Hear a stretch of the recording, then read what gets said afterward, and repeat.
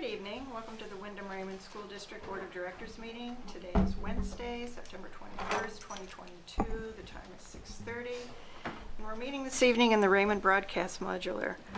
Mr. Howell, I have a roll call. Kate Bricks. Here. Jessica Bridges. Here. Jenny Butler. Here. Jody Carroll. Here. Marge Gavoni. Here. Pete Hensler. Here. Char Jewell. Kate Levier. Scott McLean. Here. Will you please join me in the Pledge of Allegiance? Al Potter. Oh, Al Potter. Here. I pledge allegiance to the flag of the United States of America and to the republic for which it stands, one nation, under God, indivisible, with liberty and justice for all. Mr. Howell, are there any adjustments to the agenda? There is one adjustment to the agenda that was a change that was done from the original agenda that went out Friday. Board members, you received an email on this on Monday, but as the addition of a motion for entering into negotiations with the Presumpscot River Land Trust for a property swap. And so that's been posted on the website, but it is different from the Friday. Perfect. Thank you. Now's the time for public input. Is there anyone from the public who wishes? I don't see anyone. Alyssa? Oh, Alyssa. Sorry. Okay. Seeing none, we're going to move into the superintendent's reports. So I have a couple of items to share tonight. So first of all, I think a message went out on September 9th, and again another information message went out this afternoon. But we will be hosting next Tuesday night at 6:30 in the Wyndham High School Auditorium a informational night for the communities to learn a little bit more about the middle school construction project. And there'll be a chance to talk about work that's been done over the last year and a half, and then work that we're projecting will be completed over this upcoming year as we head to referendum. Also just want to point to anyone who may be watching tonight and just take a look at the message, but there is a link to the middle school building project webpage. There's plenty of really good resources that are there. One thing that I will caution anyone who looks at it is that this is a work in progress. And so things like site diagrams and other components are a work in progress, and we continue to work on some of those things. We're anticipating a new site diagram probably within the next month or so. So we'll continue to work on that process for that, but it'd be a great opportunity for people to come, ask any questions that they have about the building and work that's been done. In addition, I just want to put out a big thank you to Wyndham Public Safety, both police and fire. We learned this year through some changes and losing our security company for Manchester Crossing Guard that some of our practices that we had there for 4 lanes of traffic were no longer meeting legal requirements, namely being that stopping 4 lanes of traffic is meant for public safety to do and not for an individual to do with a crossing guard sign. And so a big thank you to Wyndham Public Safety who helped us problem solve that. Now Wyndham Fire Police, and for those of you who aren't familiar with Fire Police, they're the individuals who respond to a crash or other things. We have contracted with Fire Police for the remainder of this year, and they will be handling traffic duties, making sure that buses can get out and that also parents can get out. One thing that they've asked us for, because as everyone knows, Route 302 in the morning is a very, very busy place. They are working to queue as many buses and as many cars as possible before they're stopping traffic. But this process has also really made us pause on what are additional traffic things that we can do at the Manchester area, because there will be traffic improvements coming through DOT with bypasses and center lanes and all sorts of things happening in North Wyndham. We had a chance to meet with Goral Palmer, who has done a majority of the traffic studies in the North Wyndham area for the Maine Department of Transportation and the town of Wyndham. And we are looking to put, if possible, a stoplight on the 115 side with the exit. Ms. Danini and Ms. Vargo Ward are going to be helping us getting out a survey to parents as far as traffic flow, where do parents most likely want to turn in the morning, those types of things, and be collecting some information so that when that eventual road opens up, that we'll be able to have a traffic light versus depending upon somebody stopping traffic. When actually Arlington was built, and then Manchester afterward, the traffic volume in North Wyndham was not nearly what it is now with people coming in. So a lot of work is happening with that, but fire, police, and Wyndham have been fantastic in helping us problem solve and come and move forward with a solution. In addition, we're looking for some additional signage in that area to really draw attention to people that this is a school and this is a place where you do need to slow down in the morning. Much like Mr. Hensler reminded everyone that buses are out, stop arms are out, to be mindful of buses, but also be mindful of those 15-mile-an-hour signs. And also Wyndham Public Safety has been out in front, and I noticed the Sheriff's Department out here tonight helping us in the school zones, helping to get traffic to slow down. The one other thing that I want to include in my notes for tonight, because believe it or not, snow days will be coming some point in the future. And we received some recent notification from the Maine Department of Education in regards to the use of remote school days. During COVID, there were changes that were made to child nutrition programs and what was allowable under congregate feeding rules and what was not allowable. All of those waivers that existed during COVID have now expired, and we are now under the following requirements for the National School Lunch Program. So all these things have to happen in order for a meal to be reimbursed back to the district, and remind everyone this year that all meals are still free to all students. So meals must be offered each day within a school building, must be served within the meal service hours of 10 a.m. to 2 p.m., and must be served in a congregate meal setting and consumed on site.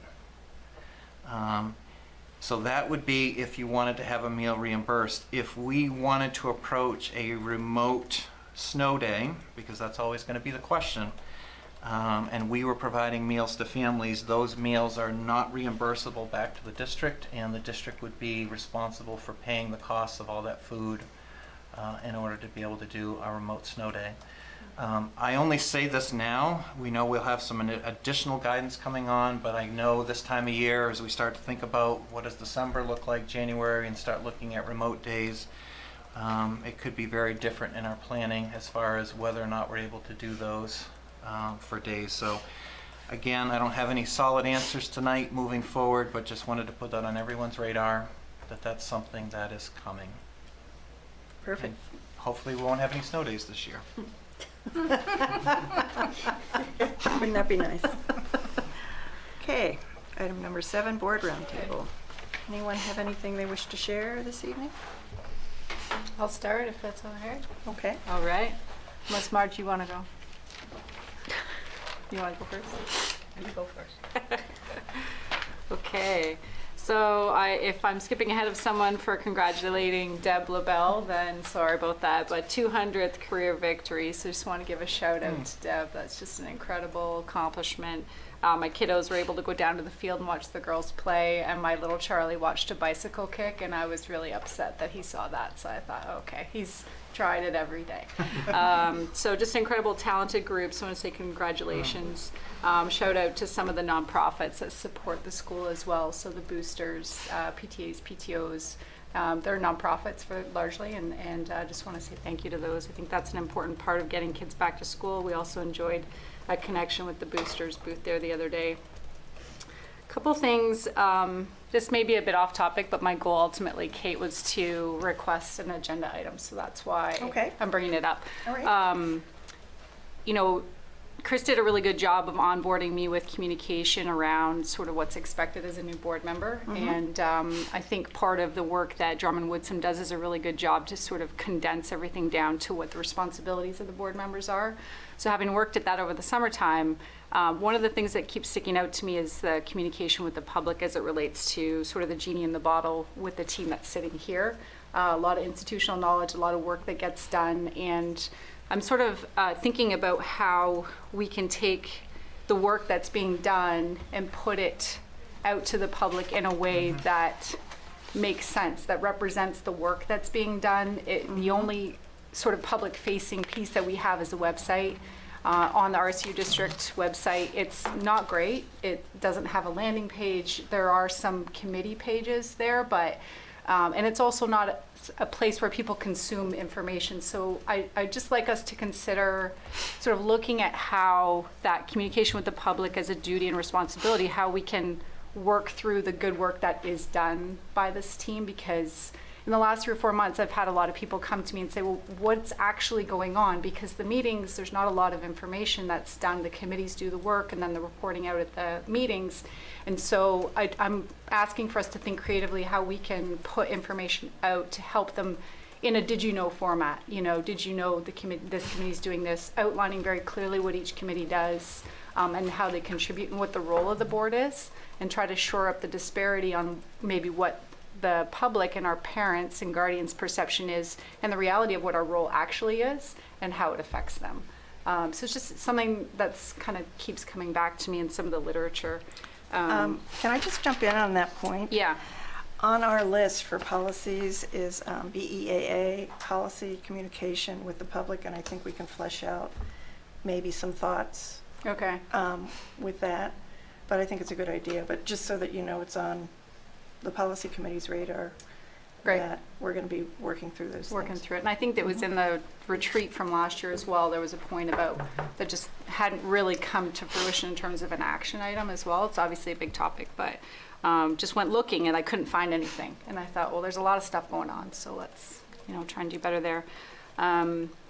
And I'll just say generally, in preparation for this meeting and hoping that I can gather a piece of what's going on in each of the schools as a new resident. My children just attend Raymond Elementary, so I don't have as much experience with each of the other schools. I just started with the websites, and I was just really impressed. I just wanted to point out that the curriculum guides that were posted this year were very detailed.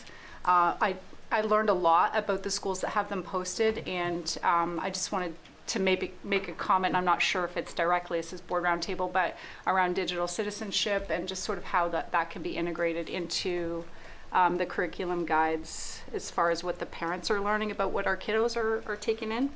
And I guess that's it. Perfect. Thank Yeah. you. Did you have something, ma'am? I didn't say Oh. a word. I've just been sitting here. Well, I do. I just didn't want to pass you by. Just a reminder that the MSMA Fall Conference is October 27th and 28th. And as I put in my little email to you all, we're going to need a delegate for the delegate assembly where they represent the board in their position for the resolutions. And Jody has volunteered to be that person, which would occur on October 12th via Zoom. So if anyone else has any burning desire to do that, you can fight her over it, but I think... Yeah, I was like an escape hatch volunteer Yeah. too, right? I'm the new person, so anyone else? So thank you for volunteering. Okay. Shutting the door right away. All right. So thank you for that. And I think that's it for me. Anybody else? No? Let's go into committee reports. Pete, anything for finance? Finance is not met yet, but we are going to be meeting soon. Okay. Mr. McLean. Facilities has met a couple of times now. We just met today, and then we met a couple of weeks ago. So today's meeting, we got a tour of the RES improvements and the water quality updates that's been done with that building. So it was pretty impressive to see the amount of holding tanks that were down there, the amount of pipes that come in, and the softeners, and it was impressive to say the least. The fact that the old storage tank came out of the ground. It was previously residing outside in the ground in the front of the building. I remember Chris actually sent me a picture. I think was it you or was it Bill? I can't remember. Somebody sent me a picture of the tank as the earth had kind of been excavated, and I'm like, wow, that's a big tank. And then it was literally the next day I was driving northbound on 302 in Wyndham, and I see this big truck with a trailer flatbed that was coming down the road with a monster of a tank, and I'm like, I know where that came from. It was huge. It was absolutely mind-blowing to realize how big of a water tank was actually there.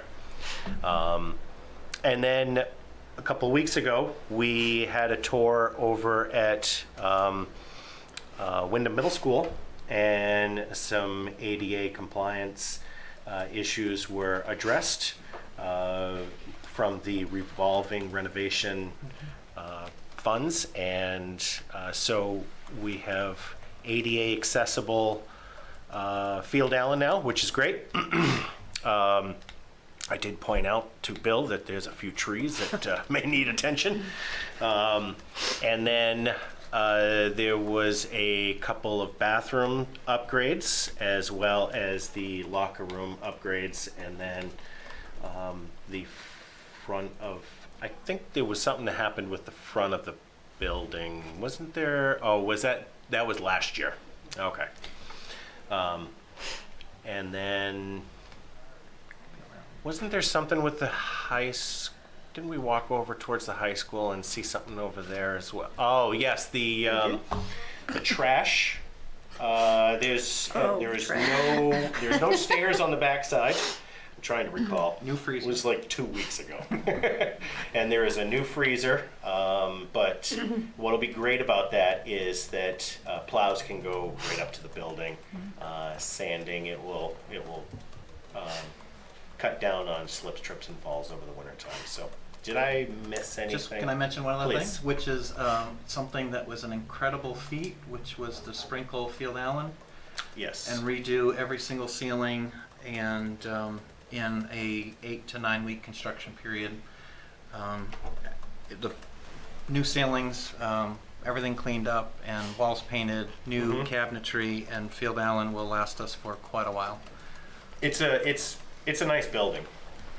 You wouldn't, just by walking in through it, you wouldn't guess that it's as old as it is. But yeah, there's a lot more natural light in a few of those classrooms, which is great. So yeah, no, Bill's done a fantastic job. Bill and his team have done a fantastic job over the course of the summertime. So All that's what I got. set? Yep. Great. Curriculum? Curriculum, yes, we met last week. I do just want to say, when it comes to websites, Curriculum has an amazing website. It's a good one. They have revamped a lot of it. Christine Hessler walked the committee through the proposed plan for ELA and social studies curriculum review this year. The staff will be reviewing the new main learning results and will create integrated units for each grade level. This process will include the new standards, mentor texts, and other resources. The elementary coaches are gathering resources for cursive instructions and will be meeting with all the grade 3 staff to map out a plan for signature implementation. Christine Hessler and Christine Bertnay will meet and map out the year with content area subjects to come to the committee starting in October to present their subject area, which actually they're ahead of schedule because I already got that. And so there is a drafted schedule where they'll begin to populate names of staff coming to each curriculum meeting. As soon as that's finalized, it will be published on the website. Perfect. Yeah. A lot of work done. Exactly. Technology. Yes, technology met on the 12th. They're going to meet monthly this year. It's a large dynamic team, big group, which is good to see. And the meeting was focused around planning, discussion around community, parent, and staff-facing communications. There's a lot of platforms that are used across the district, and looking at how to best communicate with people, again, where they consume information, what's best and what's easiest for staff and for parents and guardians. So some interesting dialogue there and strategies for the short and long future. Also, a lot of times shared about the topic of future needs for the district, that this was such a great part of the meeting because it was sort of an open floor. What else should we be thinking of? And I think that's such a provocative question, some great ideas coming out of that. And then a good 360 discussion on BenQs. You know, we had an update from Bill last week about that at our last meeting, and there's just some technology stuff, you know, issues around training and utilization and how people that aren't maybe full-time using those can use those. So it was a really good discussion, which I think is important when we implement new technology. Some of the related successes and suggested strategies for those challenges. And then we ran out of time. So we're going to get together again that team is on October the 4th. Perfect. Thank you. Still dead? Nothing? Nothing. I'm gonna ask. We, I'm gonna ask. go ahead. Anything from vocational? Vocational, we will be having our first meeting October 13th. Woohoo. So you can ask me again I before will. that. I will. I don't want you to feel left out. I don't. Al, anything? Yes, starting tomorrow is the first day of homecoming, so it'll be Thursday, Friday, and then all of next week. We're finally having a normal homecoming, as normal as it was freshman year. So we have a pep rally in the gym and a homecoming dance on Saturday night. And we are doing the Dempsey Center Challenge again, and I think looking at the website, we've already raised $2,700 for the Dempsey wow. Center, so That's very good. definitely exciting news. Very good. Thank you.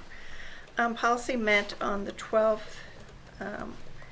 Our list is so long, and like technology, Yeah. you never have enough time when you meet. You just really don't. On the 12th, we met with Lisa Garneau, Director of Student Services, and we talked about the child abuse policy, which we currently have. But there's a lot of changes coming down the pike. We've got an MSMA draft, but this is such a critical and important policy that we're getting legal advice so that there are no missteps. And of course, once we put that all together, we'll bring it forth for this committee to look at. But it's a really important policy, and of course, we want to do the very best we can putting it together. Our next meeting is the 26th, I believe, right? That's right. 26th. And we'll try to tackle some more. Item number 9, facilities. If Mr. Hanson would like to join us, Facilities, Property and Services and Special Projects Director. He's going to discuss the 3-phase power upgrade for Raymond Elementary School. Great. Good Welcome. evening. Great to be here. So, in previous meetings, we've approved projects to improve HVAC at the primary school and Manchester School. So this project that we're looking at now provides a 3-phase power to Raymond Elementary School that allows us to do that next step to look at improving the HVAC. So it's really important because most commercial HVAC equipment runs on 3-phase power. And RES and Jordan Small are unique in that there are only school buildings other than Field Allen that don't have 3-phase power. So typically a large commercial building would have that. So we were able to obtain a price from CMP to extend the power lines from basically Plains Road up to the school and down to the school. So this is the first phase of the project, which will be getting the power to the building. I'll be coming back to you to talk about the changes we need to make inside the building to upgrade the infrastructure to accept that 3-phase power. That will likely occur in the following year when we do the work with upgrading the HVAC. It'll be a big project that will be in 2024, most likely. And that'll get us to a place where we'll have the energy recovery, the high efficiency filtration, and the ability to bring in more outside air because we have that energy recovery. So tonight I'm asking for the board to give permission to the superintendent to engage in those contracts with CMP to start the ball rolling. It is timely important because into October, we run outside of our 90-day window and the contracts will be null and void, and more than likely it would cost us more money to do this work. The good news is this is being funded through ESSER funding. So and it's a first step of that process to make this work, so it doesn't have an impact on the bottom line of the budget to get the power to the building. So with that, I'm happy to answer any questions the board may have. Anybody? Okay, then I think we're ready for a motion. I move to authorize the superintendent to enter into a contract with Central Maine Power Company in the amount of $363,548.17 to extend the three-phase power to Raymond Elementary School. Second. Thank you. Any public comment? Any further board discussion? All those in favor? Thank you. Thank you. Thank you very much, Bill. Thanks, Bill. Item number 10, Elementary and Secondary School Emergency Relief Fund. We have coming before us, Christine Frostburton-A, who's the Assistant Superintendent, who's going to give us an update. We are going to need the TVs on. They might have gone to sleep. 1 second. Hold, please. One moment while we get our technology up to speed here. I will just want to make a few comments while we're doing this. They went to sleep on you, huh? Yeah, they did. Each of the ESSER funds that the district receives, so there's been ESSER 1, ESSER 2, and ESSER 3, and I know Christine's going to share with you some of the dates.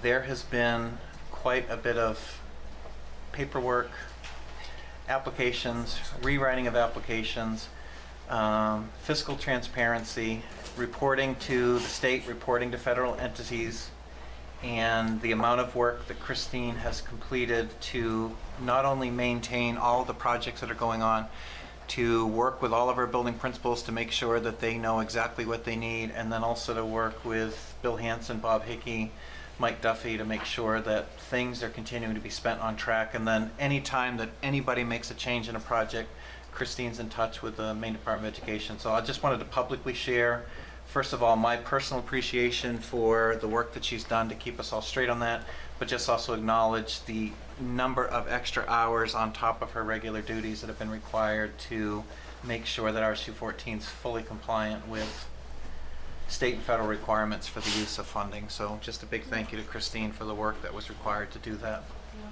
Look at that, and then it's ready to go. So I thought I would, since he was highlighting this, on the website, for those interested, you can see the full applications for each of the ESSER projects and then different board presentations updates, so if that's helpful. But tonight, we will start here. If you recall, a year ago, we talked about many different types of projects that were happening with an ESSER 3 update. Tonight we're talking about a lot of ESSER 3 updates, but ESSER in general, and specifically projects that a lot of the principals tonight might mention. If they don't, they're here. They can answer a question if you have one. But you'll see ESSER 1 was our first of the 3 ESSERs. And that sunsets and funds need to be committed by September 30th. So we have to have that level of commitment, but then all invoicing done by December. And so ESSER 1 is ending. ESSER 2 is 1 year from now. September 30th, funds have to be committed and then spent by December. And ESSER 3 is the year following. And then all of those funds are gone. And so what I did was I asked principals and directors to think about some of those projects that would help the public see some of the great work that's happened as a result of these funds. And so we're going to walk through some school updates about ESSER 3, primarily ESSER 3 projects. You've heard a lot about HVAC upgrades, and there was a lot about COVID-related social distancing measures and cleaning measures and HVAC. But tonight we're really focused on a lot of those that had a direct impact on students. So we'll start with Jordan Small, and I won't read, there's a lot of information on each slide. This is posted again on that website that I just showed you, so you could go in and do the deep dive. But when we start at Jordan Small, the highlights, they, this past summer, had what they call the June Educational Foundations Intensive, or Jeffy, or Jeffi, I don't know if it's like Jedi. It was collaboratively designed, you can see, by a number of staff members, including then Principal Randy Crockett, and students were invited based on their data review. Again, remembering that these projects, and when we think about some of the enrichment projects or summer programming that we're offering, they're looking at different subgroups. They're really analyzing their data, multiple data points, to think about which students should we really make sure access these programs. So they look at their data in different ways, and they can speak to that if you have any questions. But the program focus up at Jordan Small was definitely reading, writing, and math skills-based, any of those skills gaps that might have emerged as a result of lost instructional time, COVID impact, whatever the reason was, that they focused in on those 3 content areas. They also looked at some arts-based integration and thinking about alternative ways of assessing students. So if their assessment data that got them to the summer program wasn't their best way to show what they know, they found other alternative ways of assessing their understanding, their knowledge and skills. They also focused on community building, so thinking about what we've talked a lot about, social emotional learning, the importance of community, the importance of a sense of belonging. So they had some fun this summer during that program. One parent commented, please pass on to everybody that made this program possible what a positive experience it was. My student came home talking about how fun the teachers made it. So that's a summary of the Jordan Small project. Katahdin, it wasn't just about summer programming. So what I did is we have 18 different ESSER 3 projects that cover things from facilities related projects that Bill Hansen oversees to curriculum related to summer programming. This project, Project 8, is about mental health support. So Katahdin had a bunch of projects going on. One was the Hoop House project, and they had students that worked alongside staff and a local carpenter to do some repair work to the Katahdin Hoop House. So the gable ends and planting and all sorts of work was done over there at that community garden. The Yellow Tulip project you may have heard about, and perhaps you saw the wonderful yellow tulips outside of the Katahdin program. And I noticed, Drew, outside of the Wyndham Middle School, you also had some yellow tulips. They were beautiful this past spring. That project really focuses on supporting students with their mental health. They worked with a local artist from, not local, I say Vermont is local, New England artist who specializes in therapeutic art, and they did anything from ground prep work, planting tulips, artwork. So lots of wonderful projects there. They also had a year-long ceramics project. They worked with a local ceramic artist that was focused on mental health, community building, artistic expression.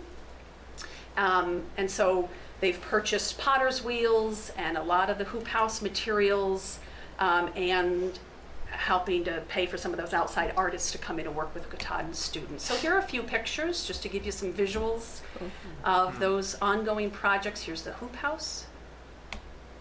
And here's the Katahdin Yellow Tulip project. I was wishing we had a great picture of those yellow tulips. It was pretty spectacular. And the ceramics project. And so next, we'll turn to Manchester Elementary School. Their project update was really focused on their summer programming. They had a 2-week summer school program model for math intervention, really lasering in on the data to look at those that learning loss or those skills gaps that may have emerged, specifically if students were exhibiting 2 years or more below grade level expectations. They had a nice small student staff ratio with highly qualified math instructors. They focused on math concepts, computation, but it was fun. And so they found engaging ways through, you see morning surveys there, kinetic sand making, launching rockets, paper airplane construction, SEL mindfulness activities. So a lot of engaging, hands-on, authentic ways, creative ways of making math come to life. You can see their data there. So in ESSER 3, we wrote 3 years worth of summer programming. So this started last year, 2021, or 2 summers ago, I should say. They had 45 students attend, and this past summer they had 36 students attend. And some photos. Wyndham High School also had summer programming happening.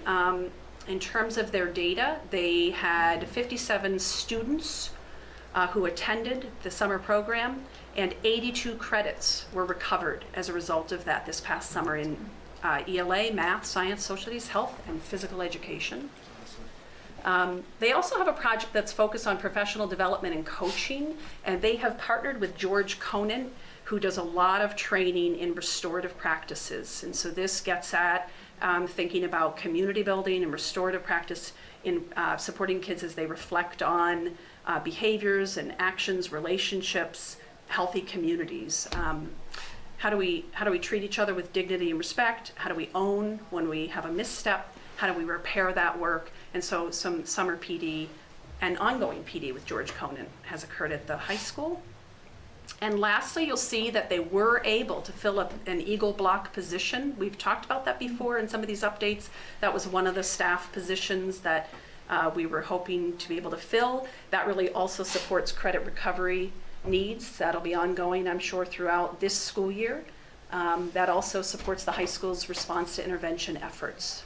So really, the goal there being moving from a credit recovery model to one of ongoing continuous support for students who maybe have some skills gaps. Sorry, there's a lot here to report, but Wyndham Middle School, summer programming, they had a 9-day program model.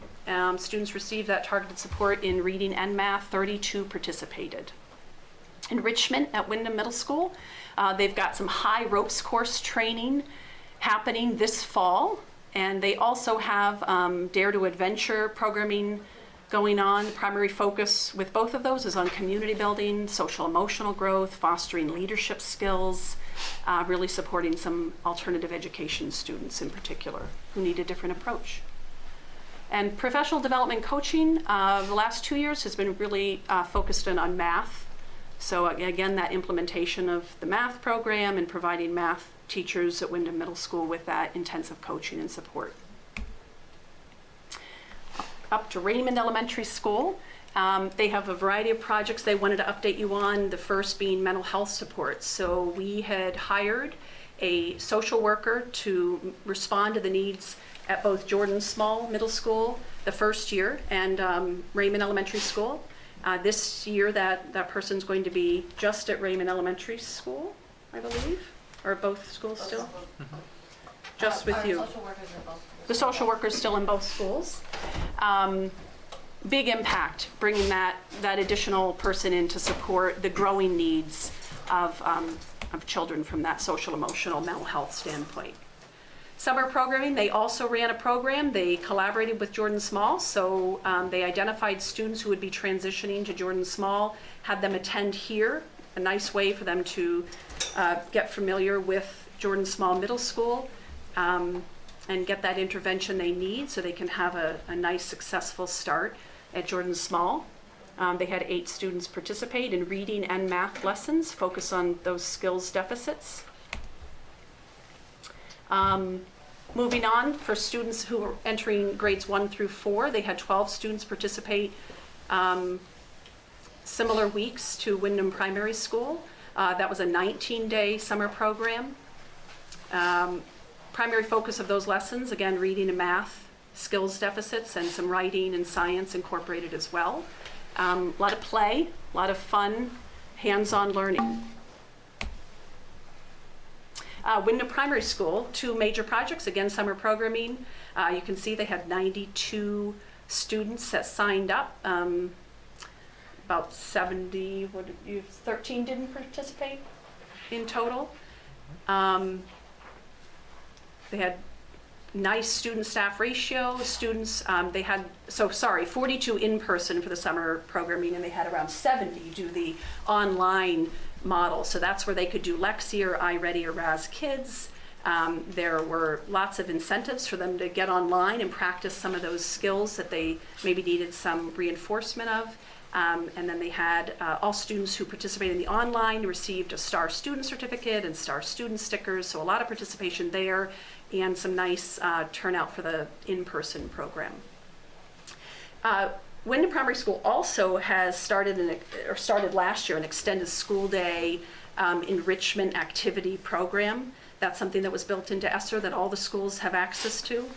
This is really a way of bringing reading, math, socialization, exploration, creativity, all sorts of different learning opportunities with program areas of interest. They had the Games Club was by far the most popular club, but they had creative crafts that students participated in. Just thinking about different ways to hook students who might not have previously been as engaged.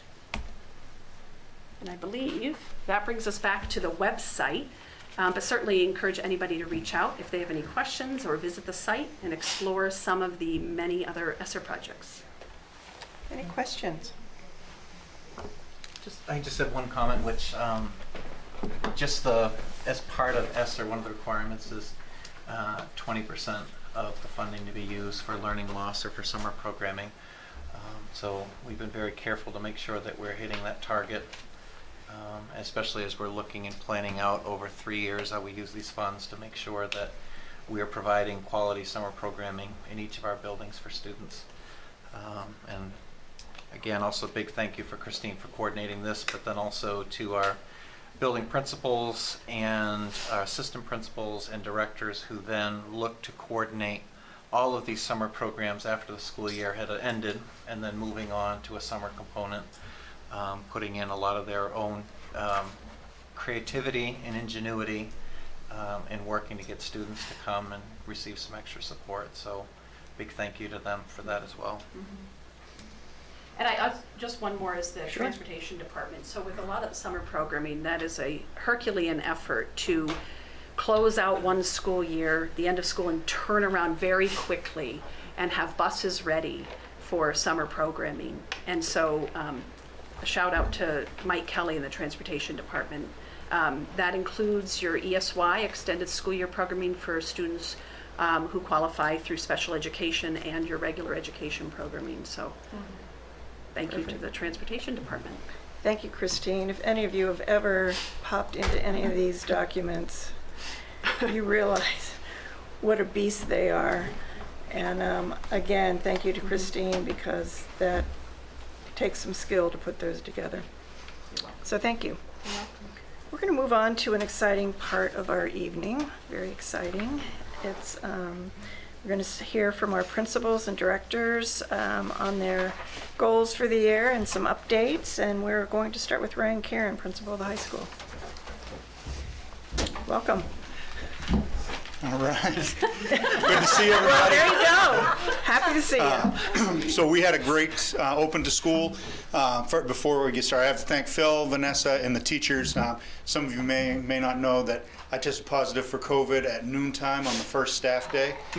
So I missed our first couple of days with staff and our first couple of days with students, and they didn't miss a beat. The kids were great. The teachers picked up the slack for me, so I watched from my couch, and I got, it's very hard for me. I don't think they even noticed I wasn't there.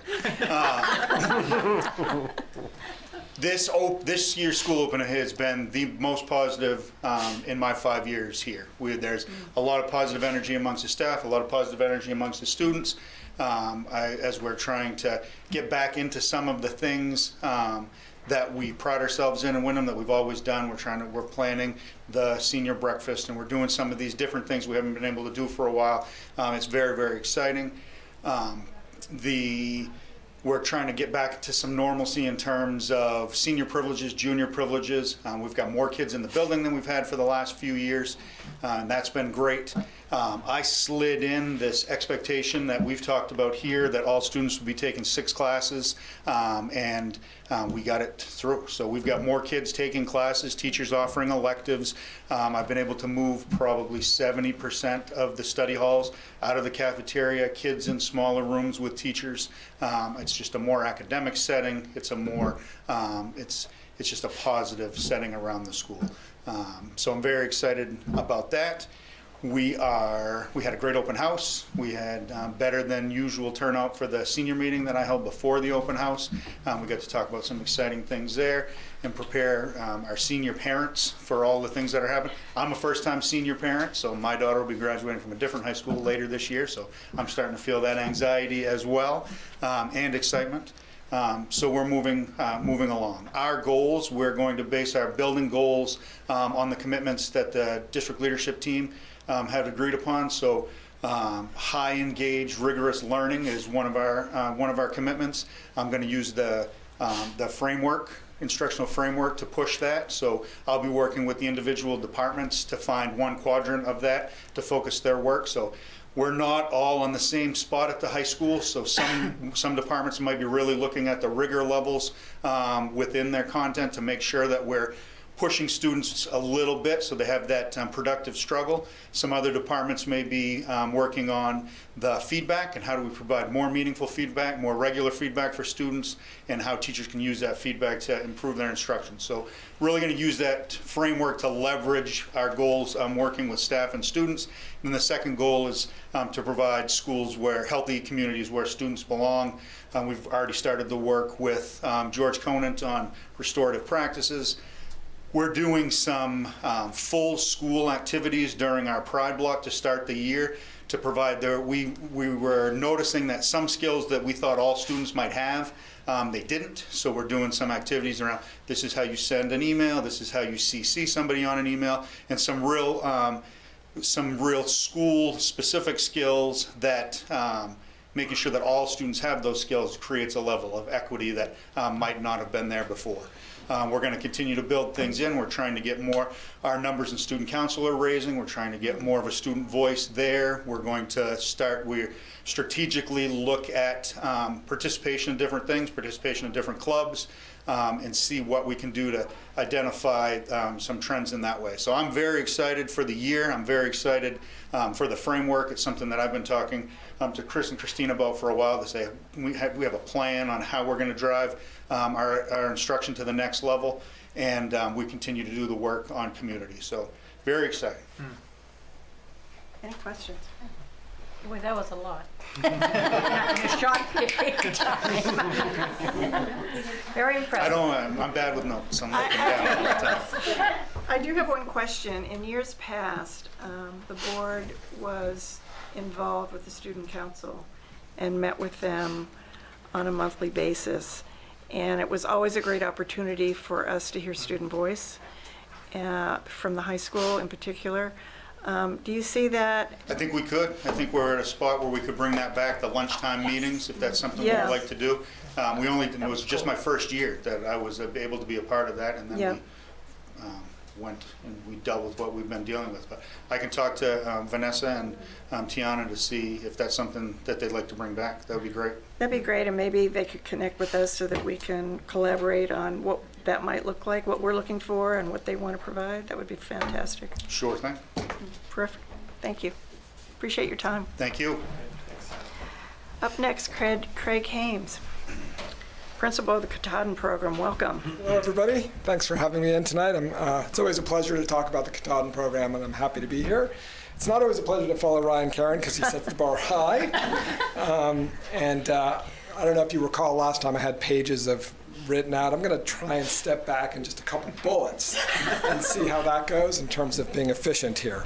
But in any case, I'm going to talk about some of the district goals around equity and instructional framework and how they manifest themselves at Katahdin. Katahdin's a very specialized school. We're very small. We work with alternative learners, just 22 of them. But this year represents a huge change because 11 of them are brand new to us. So that's one half of the school is brand new. And that creates a lot of great opportunities and a lot of challenges, and we're working our way through welcoming them to school and to a fresh start. So by way of equity, at Katahdin, I'm going to kind of highlight 3 different pathways that we work on to try and get to equity. The first one is strong interpersonal relationships. We use relational education. We're very transparent about that. We absolutely need to get to know our kids and get to know them really well to have any hope of engaging them in school. Traditionally, these are kids who have not been very engaged in other settings, so we really need to leverage our relational capacity to connect with them. We have a lot of great adults in the building with a lot of great experience and skills that are really expert at working with kids that need a little extra help and finding common ground. And we're also lucky because we can do that not only through classroom settings, but we can do that in community settings, we can do that in adventure settings. And when you see kind of a whole swath of opportunities for kids, you can connect with them at different levels, which transfers to academics. The second piece would be relevance. Getting to know them helps us craft a curriculum that's relevant to the learner. If it's not directly relevant to their lived experience, it's not likely to be highly impactful to students. So one of the reasons we prioritize relationships so much is because we want to make sure what we deliver to students is highly relevant to them.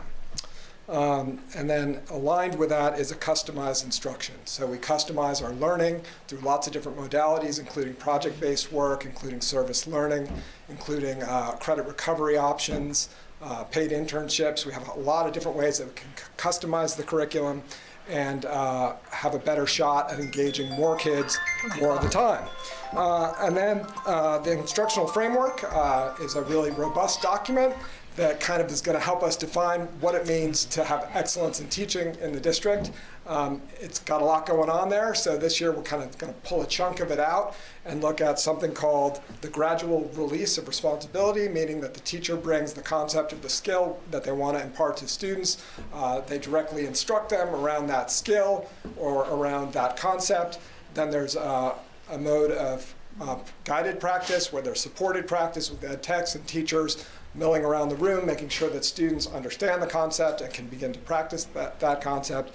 And then lastly, small group work and/or individual mastery of that concept. So that's a process. It takes time and a lot of differentiation and a lot of support. So it's a high expectations, high support environment that we're trying to cultivate. And that gradual release of responsibility, we think, is a great tool to get at that. And it's also applicable not only in the classroom, but out in the field doing adventures and out in the community doing service. So we're going to really work on that this year. And that's what I have for Katahdin today. Questions? Yeah. Yeah, I'm just really curious about the turnover. Like, how did we end up with 11 new students? Because I don't think that we graduated 11 last year. We did, yeah. We graduated 11. 11? Yep. Yeah. It was a big graduating class. And how does that, the new 11, how does that spread across the grade level? Well, it's interesting. A lot of 10th graders, a number of 11th graders, I think very few 12th graders, and one 9th grader. So there's a concentration in the 10th grade. And so that's good because we'll work with them for a number of years. We have a 9th grader coming in this year that will have a longitudinal experience with us, which we think is helpful for them. We do have a strange gender balance this year where we have 16 girls and 6 boys. So that's different. Yeah. But it's exciting and it's good. And we're really working really hard now to just figure out who's who and how we can best serve them, and doing a lot of, we do something called the Success Seminar for the first week of schooling, and we just break down our core values one by one, day by day. So responsibility, kindness, safety, integrity, did I say responsibility? Yeah, respect. And we break those down. What do we mean by these core values? How do we demonstrate these core values? It has to be more than a slogan. We have to learn to internalize them, and so we break it down day by day for the first week, and then from there we go on to our regular programming. Great. I can say you all are the masters of relationship building. If any of you have ever attended the graduation ceremony at Katahdin, it is so awe-inspiring because each student comes up and a staff member literally describes the student, and it's so personal and so wonderful. So I think the 11 new students are going to be served well. You do an excellent job. Thank you for saying that. We do our best, and it's all about positive regard, and regardless of the day and the circumstance, we maintain a stance of positive regard for one another and for the students always, and eventually that seeps in and creates a bond which allows us to teach them at a higher level. So, Well done. Thank you. Yep. Drew Patton, middle school, Wyndham. Good evening. And we have Peter Hill, too. And Peter. Don't forget about him. Very good. So thanks for taking the time. Like Ryan, we've had a great opening, one of the better ones I can remember in a long period of time. So kids came back, ready to learn. Big part of that was just a huge thank you to the staff. We had 3 staff days, and we really used every minute of that time to plan, prepare, think about how to engage kids, and really think about lessons learned from last year so that we can start off in a really positive way.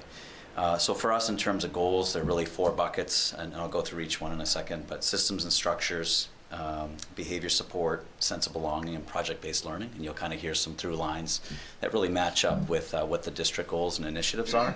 So I want to bring us back to last year, really thinking about the new middle school project and thinking about a 5-year plan to open up almost 1,200 student middle school in conjunction with Jordan Small Middle School and also the 5th grade from Manchester School. And so what we worked a lot on last year with the leadership team was setting the course for that 5-year plan.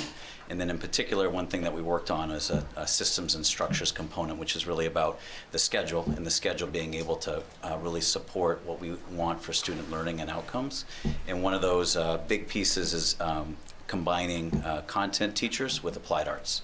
And that's something that is rarely done in middle school settings. And so we were poised to really make that shift this year, but at the end of last year, we felt let's just take this year to really polish that up, really work with staff. There's a lot of staff support behind that, and it will be a lot of student benefits. We'll look to polish that up this year and then implement that for next year. And that'll serve as a good sort of bellwether to see how that model feels for us and whether or not that's something that we carry over in terms of the new middle school.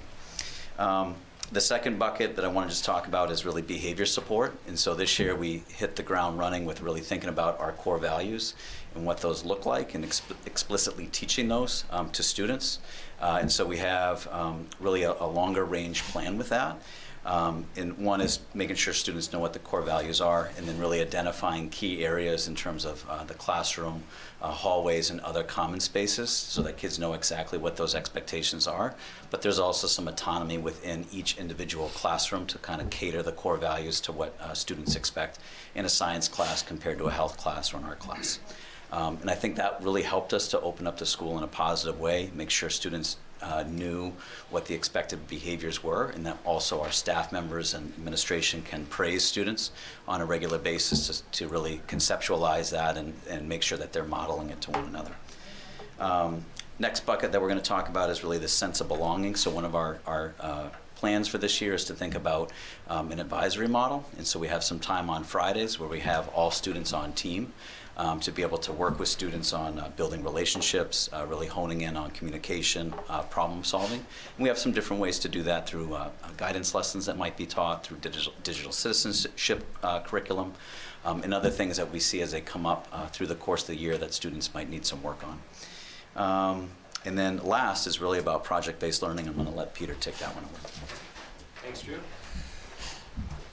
Thanks for having me. So project-based learning is one of those pieces where there's a lot of staff energy around kind of getting our toes in the water, getting our feet wet with this way of teaching. Yeah, excitement, energy, and a lot of creativity that's built into that. And I think that's where the energy comes for staff, thinking about how they can be creative in doing that work. So we have this end goal when we open the new building of having a jointly developed model of what project-based learning looks like for RSU 14. And we know we want to take the first steps in that this year, so we're excited to really kind of focus in on a key component but a small piece of project-based learning this year, which is high-quality work. So we don't have to be doing these massive projects that are 12 weeks long with all different things. We're just going to focus on what does high-quality work look like in an individual classroom, or maybe in a partnership teaching, or maybe on a team. So high-quality work is work that's complex. It's incorporating lots of different high leverage standards from the Common Core. It's well crafted, it looks beautiful, and it's authentic. Kids see that there's value in the work they're doing. And those really kind of tie in with our instructional framework that other leaders have talked about, really around the rigor component of our instructional framework and the engagement piece. So those are kind of the two pieces of the instructional framework we're really focusing on this year. So the way we're going to do this, excited to take the first step on October 6th and 7th, an early release day, and then a staff in service day. We are all, both Jordan Small and Wyndham Middle School, going to dive into a mini project-based learning unit as adult learners, where we're going to take on the role of being photojournalists.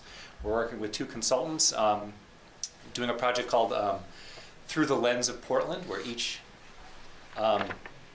teacher is going to be able to pick an issue that's important to them, research it in a high quality way, work with a photojournalist to learn how they work, and then go around Portland. And ultimately, our final product is going to be a large scale photo that they take of an issue that's important to them, a high quality piece of writing attached to that is on display at the first Friday Art Walk in Portland on October 7th. So really excited to get started on that. So if you're in Portland, come visit. Ryan's Auditorium, bottom floor of the Portland Public Library. That's where we'll be. Very good. Any questions? I have a comment, if that's fair. I love, Drew, when you talk about the behavioral aspect of what's expected. Having been a parent through the middle school years already once, and 3 that are coming, I think helping young children and having coached for many years, just letting everybody know at the same time what's expected really does kind of level the playing field, I find, you know, with each other in that peer sort of, I just love the idea of it. It's really exciting to me. And high quality work too. I had the kids home during COVID. I'm so glad that Beth has taken them back. Thank you, thank you. You know, we've got a couple, one with a 1-to-1, one with, you know, that has a 504, and they all learn in different ways. And from my perspective, having a love for teaching, I wasn't really able to accommodate all 3 of them at the same time in the same day. And I think the idea of what you're describing is really exciting, not only for what you're doing here with a large school, but also looking at that landscape going into the new school. I think that's really exciting. I love it, and I think it's going to be really successful for you. And we're really excited to work with Michelle in that partnership and really thinking ahead about how do we make a RSU 14 middle school and combine staffs together and be on the same page. Excellent. Perfect. Thank you both. Up next is Michelle Braun, and before she speaks, I would no, please come. I would like to formally welcome you. We have not had a chance publicly to welcome you to RSU 14. You came to a meeting when we approved your appointment, but it was held in the superintendent's office. And so I think this is the first time that we can officially welcome you as a board to RSU 14, and we're delighted to have you. So with that, the pressure's on. Well, it is pressureful. I mean, my anxiety is like, whoa. But I want to say thank you. I am thrilled to be here. I am more than excited to be the principal at Jordan Small, and I feel the energy's been amazing so far with the community, the students, the administration I work with, and I'm just grateful to be here, so thank you. I'm going to start with the opening of the school year. We've been off to a very smooth and positive start so far. Leading up to the opening days, we had 2 social events. One was just an ice cream social for people to come and meet me as the new principal, and it was great. It was the first opportunity for me to meet families and students, and I truly enjoyed it, and it kind of gave me a clue to what I was getting into, and it was a good clue, and I was very happy about that. Shortly thereafter, the night before the opening day of school, we had open house, which was very well attended, and it was positive feedback that was given by parents to me directly, providing them with information that they needed. iReady testing has been up and running, and we pretty much are through that with only a few makeup tests left to do. After school clubs and sports are in full swing now, and lots of games have already occurred with our soccer teams and our other teams. And then one thing that I was asked to highlight is we have an amazing garden over there. If you're not aware of it, it's pretty amazing. So, so far, garlic, cabbage, pepper, beans, beets, eggplant, 5 types of tomato, totaling 407 pounds of vegetables have gone towards the lunch program. 44 pounds of cabbage have been picked and shared throughout the school district lunch programs. And the kitchens have used tomatoes, peppers, and peppers towards salsa, pasta, and marinara sauces, and the salad bar and snack veggies. Pounds of raw greens and yellow beans were also offered and were sold out in the last lunch periods. So that's pretty amazing, and there's still more growing going on there. All right, looking at the goals, district goals-wise, much like the other schools in the district, we're focusing on the goal of equity and inclusion. Part of this work that we're doing so far is the creation of an equity response team, and so far we've had more than 6 members want to be a part of that, staff members, so that's excellent because it will really benefit our students. We've also been laying the groundwork to develop an advisory system or advisory program at the middle school at all grade levels. And this will focus on common themes such as resiliency and community. We also are beginning to introduce and use restorative practices Jordan Small. And on the opening days, I had staff participate in a restorative circle that was pretty powerful. And since then, a number of the staff members have used it with their students. And so I think it's been good, and then we're moving in a good direction. Additionally, Jordan Small will be focusing its work to support the other district goal of developing an instructional framework that promotes student engagement. One way is through the development of professional learning communities at Jordan Small. And these communities will look at curriculum, lesson development and delivery, assessment, and they're also going to be working directly with their curriculum work, especially in social studies and ELA, is going to be aligned with the curriculum work that's being done district-wide, so it's kind of going to push that. And then lastly, I've been spending a lot of time with Drew and Peter to kind of start talking about ways that Jordan Small Middle School and Wyndham Middle School can work together, such as the project-based learning activity they're going to be doing on October 6th and 7th, and then just other ways that we can get our communities together. That's it. Thanks very much. Next up, Manchester School, Danielle Denny. Welcome. Raising the mic a little there. Sorry. Just kidding. It's hard to go towards the end. Thank you so much for having me. I'm the principal at Manchester School.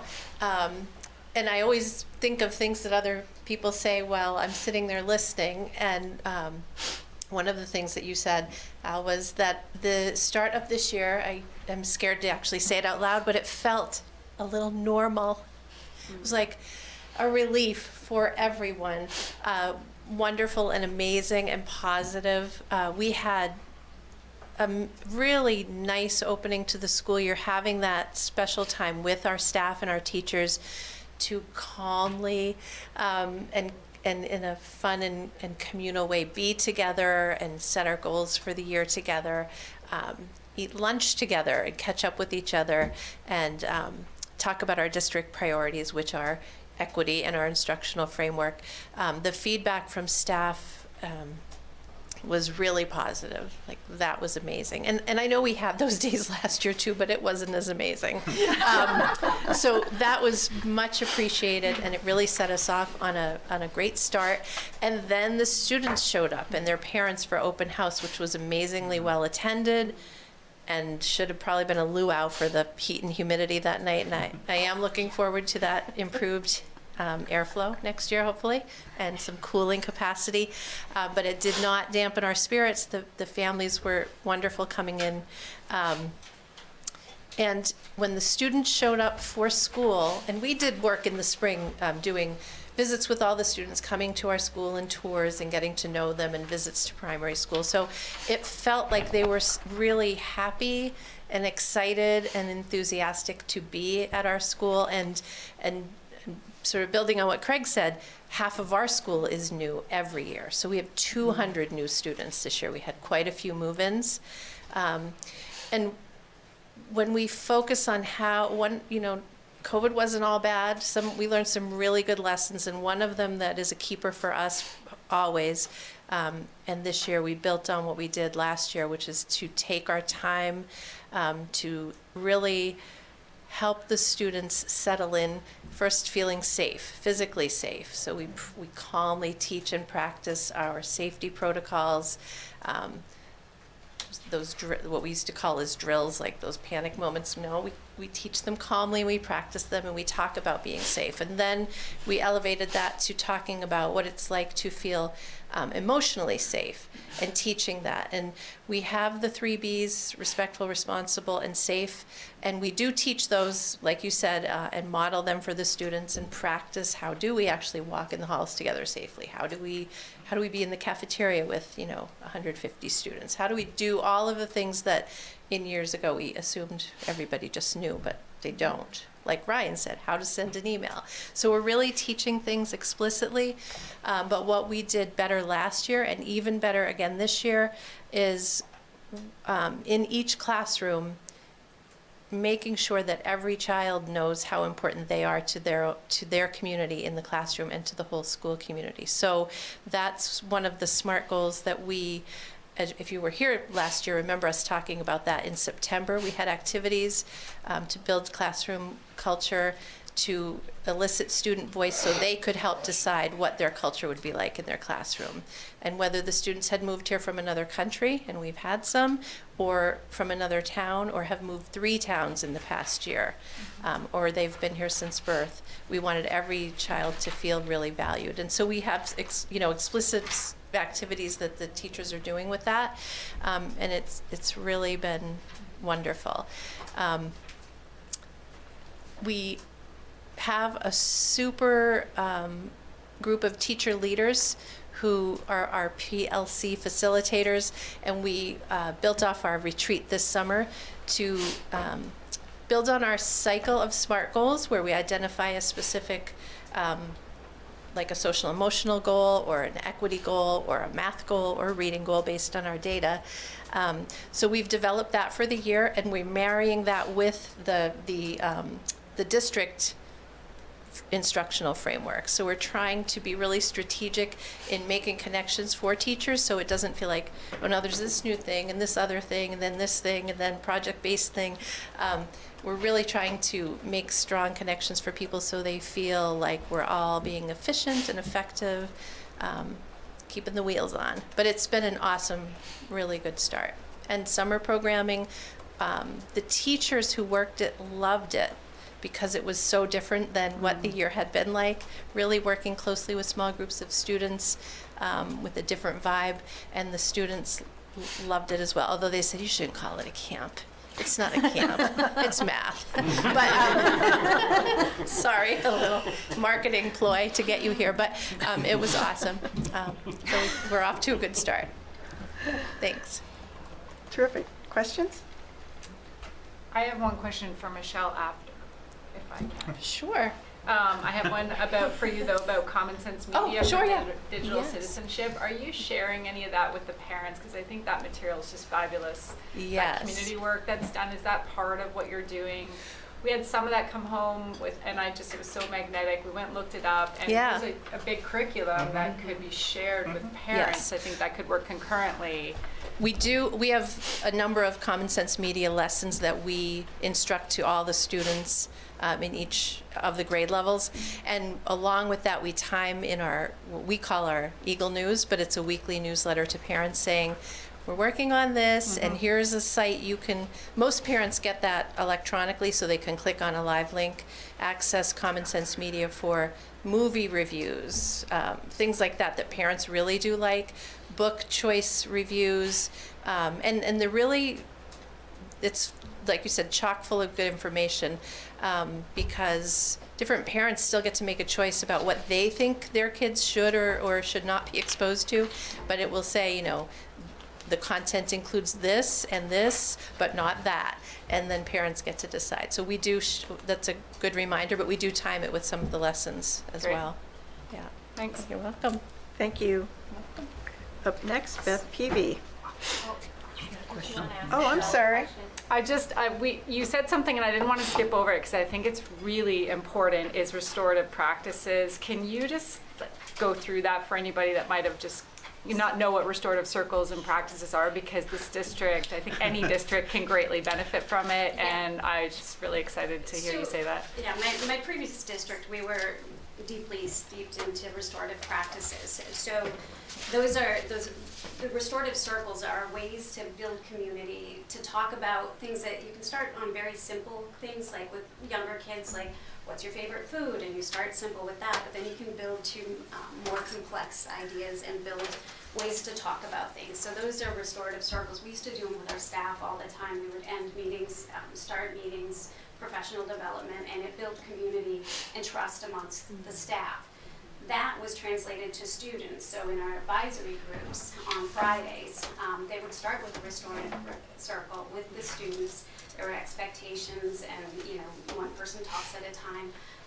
But it would be, some of those community building, but it could build into, like, if a big issue was happening, talking about, like, for example, kids doing bad things in the bathroom, like, clogging the toilets or, but talking about how they feel about it. So everybody has a voice in it, and it's a way to talk about and build that trust and community, and kids and adults have the opportunity to have a voice.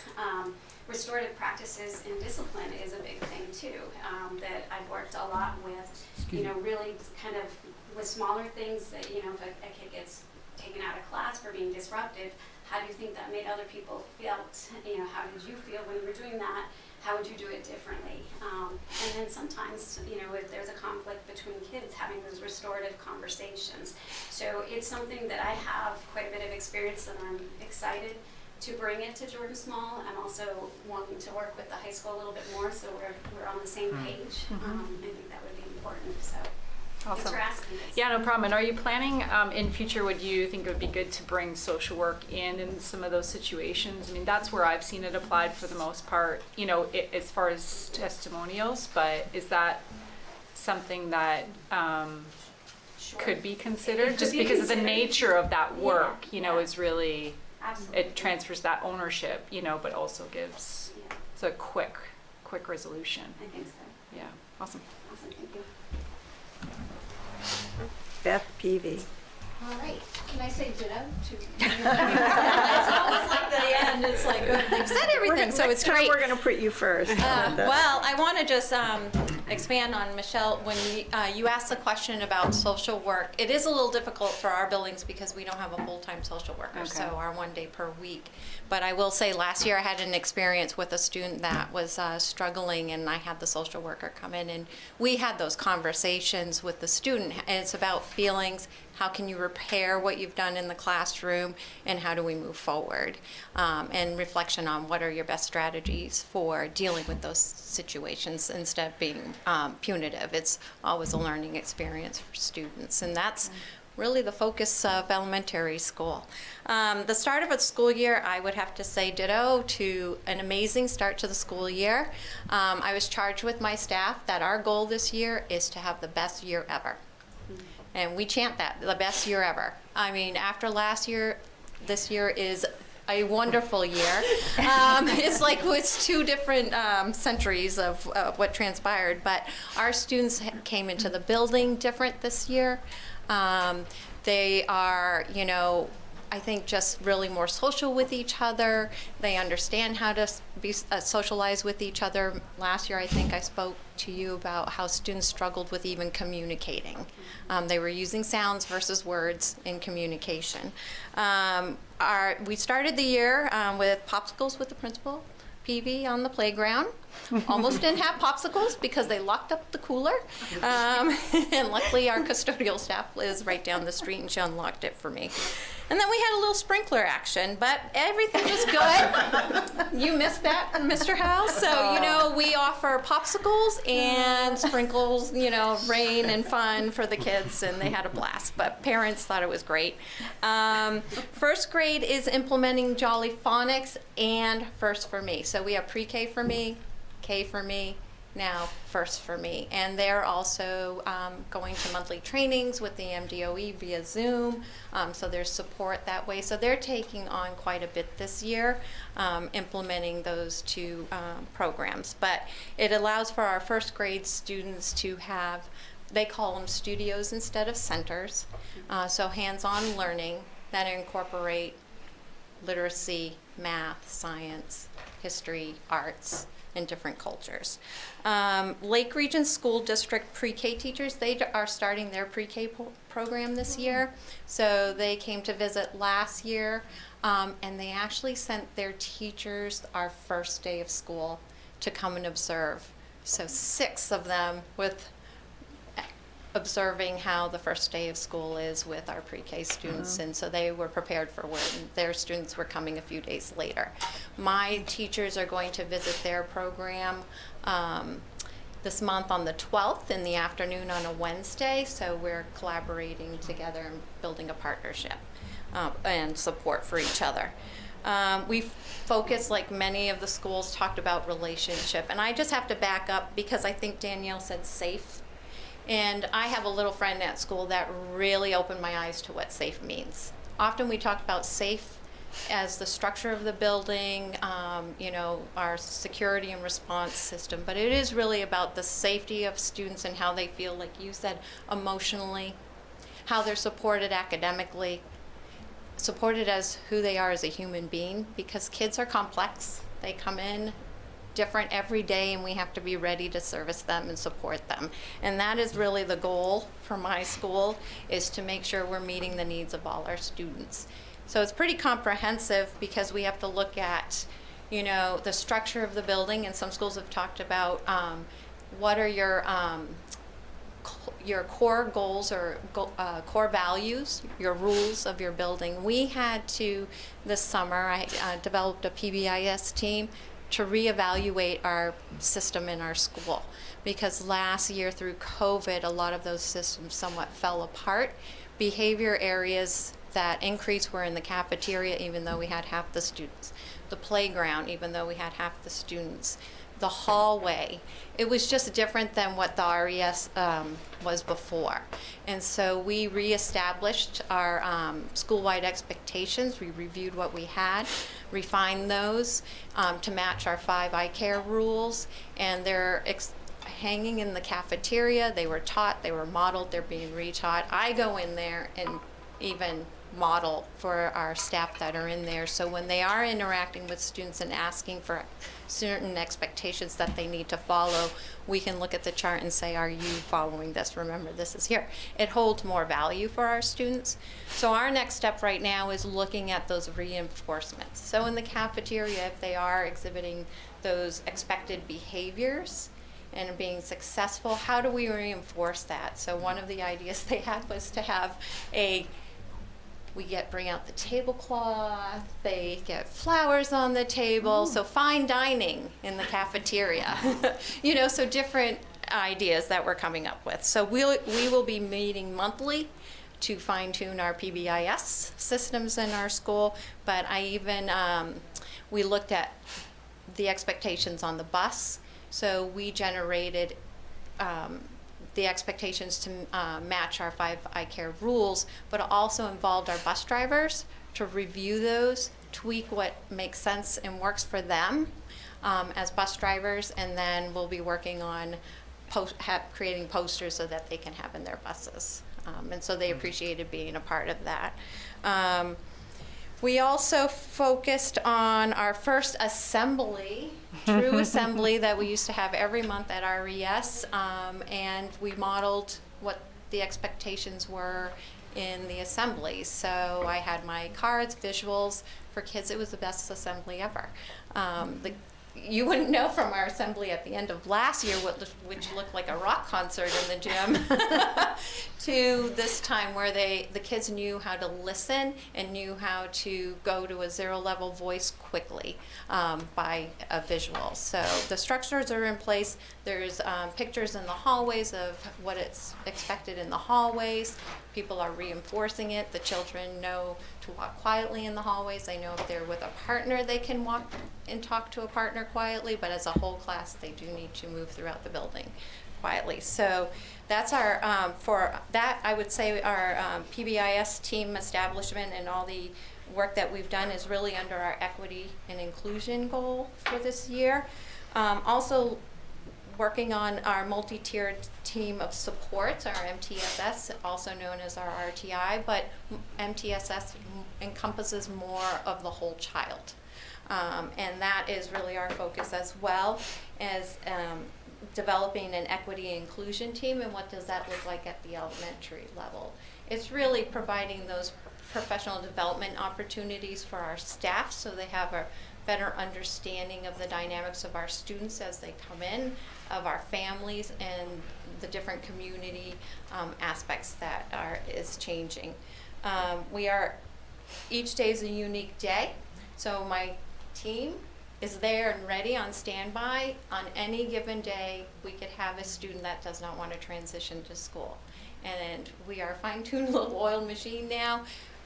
An all-call, we have people there and they know the steps. We're there to bring the student in and analyze what they need and provide those supports, positive reinforcements, and transition them into class. But it comes right down to relationship building. So does the student have someone that they have a relationship with, and looking at how to make sure that is happening so that they want to be in the classroom. So we've had about 4 or 5 students that have struggled with transitioning, and the change over a couple of weeks is impressive. And it's really due to the staffing, really ready to be there to support our students. Restorative, you talked a little bit about restorative practices, and that is, we have a responsive classroom. So the first 6 weeks of school, teachers were about building relationships, expectations in the classroom that are clear and concise, so students know what to expect when they come in. And that's important for their emotional safety as well. When it's not a classroom where it's predictable, that can be difficult for students. So they worked on that as well. Restorative practices we use for not as much with our staffing like they do at the middle school, but more for students that may be struggling the behavior piece, and having them own their choices and fix the problem, and have conversations and discussing the impact of what they've done, those emotional pieces. So they had reflections. They're young, but they're able to have those conversations. Lastly is the instructional framework. So we're committed to the goal of the district, the instructional framework, providing the professional development needed for our staff to understand the components of the instructional framework.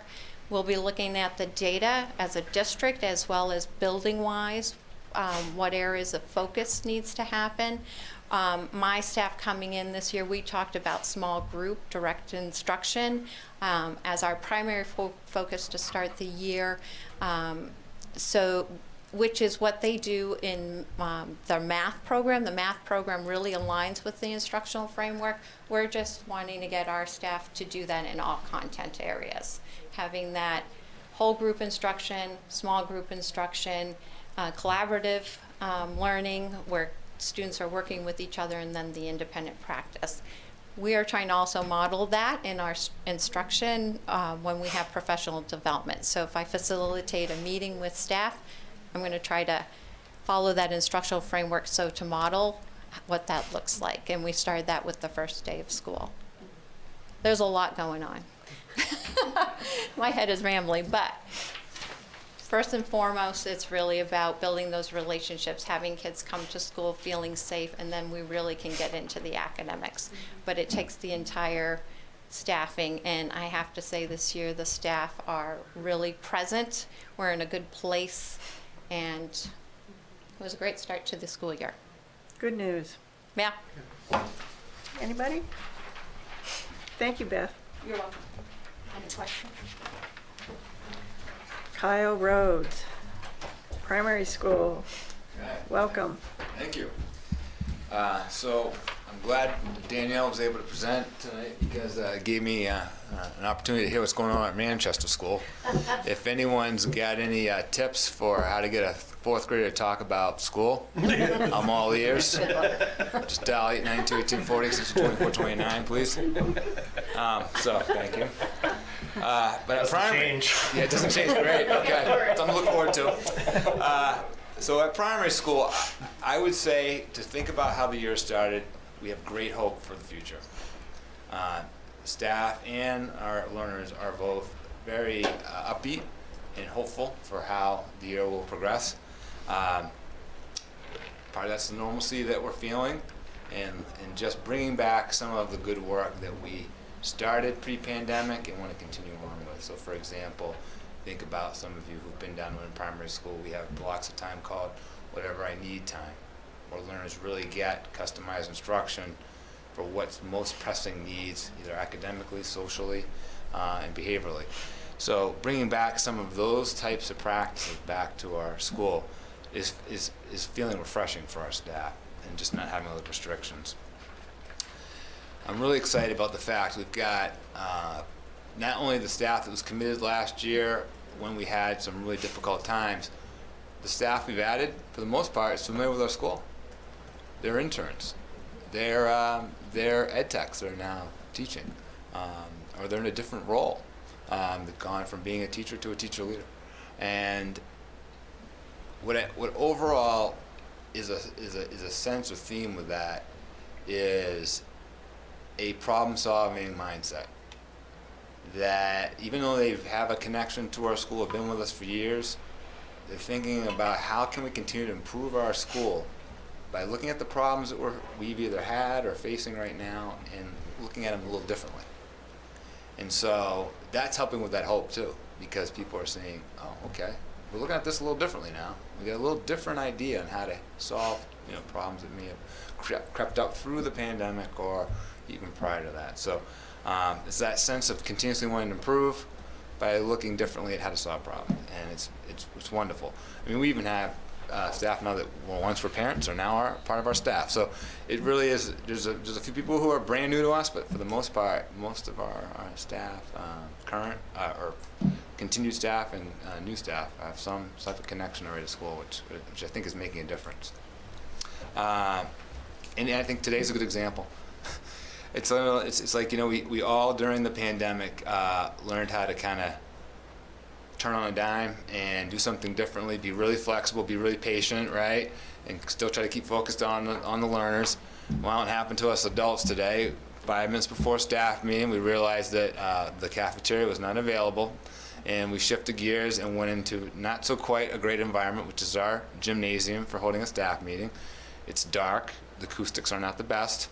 The microphone doesn't work quite as well. There's no screen to present from, and our staff was awesome about it. And for that hour and 25 minutes, they committed and engaged in what we were presenting on. So I think that's just an example of what the staff is like and how they have used these last couple of years to gain their own skills around things like resiliency and being committed to the work. So I'm going to try now to kind of summarize our 2 school goals. You're always welcome to come on down, and if you want me to come back and present more details, but I'm going to do my best to keep it to 8 minutes or less. So first one is really around belonging, and that's one of the 2 commitments that as a district we've made this year to focus our work on. That was part of our goal work last year too. We all belong was one of our school goals. So one of the pieces that I shared with you back in the spring was we had surveyed close to 100 of our families, and we wanted to get a sense of what have you been doing in the realm of making you feel connected. Is it working? Is it what you want to do? It was wonderful to hear from families that yes, they appreciate what we're doing and only want more of it. They really want us to expand that. So what are some things we're going to do? We're going to continue with the clubs that we had last year. We had for several years now a family academy. We're going to try to expand how Family Academy works and try to encourage more family participation, connect a little bit with the Title I programming itself. And I'll put a plug in. Fall Festival is a little earlier this year. It's on October 22nd from 1 to 4. You're all welcome.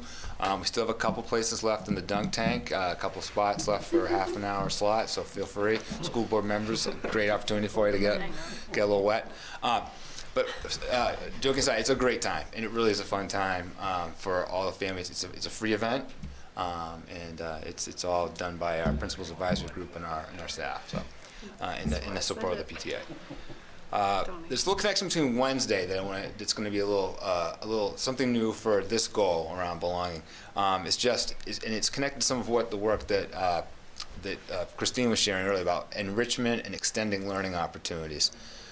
Our staff in the spring shared that they thought there were some opportunities for using Wednesday mornings a little differently, and looking at Wednesday as a day when we could potentially build on some work we did last year around finding other ways to extend learning and engage learning beyond just the curricular program. So what do I mean? What's an example of that? We had some opportunities last year where we did a global play day across the school, and we looked at how that could be incorporated more often in our school.